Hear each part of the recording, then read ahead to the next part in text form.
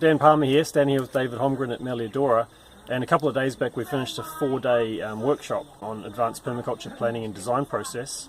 And we thought we'd share a few kind of thoughts about the event. It's a pretty amazing time. Yeah. And I thought going into it, the uncertainties of unpacking so many things that I've been uncertain about in permaculture design, and first time directly collaborating on something like this with you, and building on all the stuff you've been doing with Making Permaculture Stronger blog. I was really excited about it, but nervous about how it was going to work, and whether we were going to get into a runaway abstract philosophical discussions that would leave the students even the more advanced ones struggling.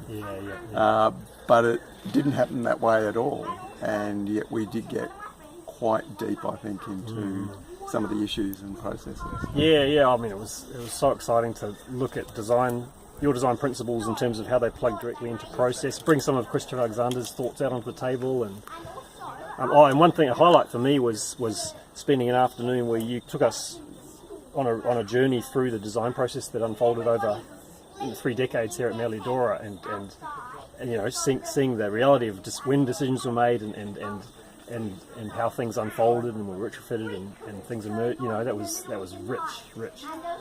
Yeah, that actually led to me going back into finding things, documents that unearthed memories of even the very earlier stages, which I'd forgotten about. And going over to Maybury over at Wood End, which again I was sort of unsure about allocating that time on a 4-day course to go that far, and it was fantastic, and especially from the people side, the clients, your clients, but them as co-designers in the process, and also the contractors, and a great sense also of a lineage in permaculture in central Victoria of practice and process really coming together. Well, I mean, I guess in some ways a key theme, or a couple of key themes for me, were probably the idea of moving away from being focused on the design to the process of designing, and even moving from being a designer to a design facilitator. And in this more, this idea coming through Alexander and from other places, that we're always working with what's already there and just transforming it, rather than sort of injecting permaculture into a void, just working with what's there and slowly transforming it in permaculture directions. And I feel like that came through for people and was helpful, so that was great.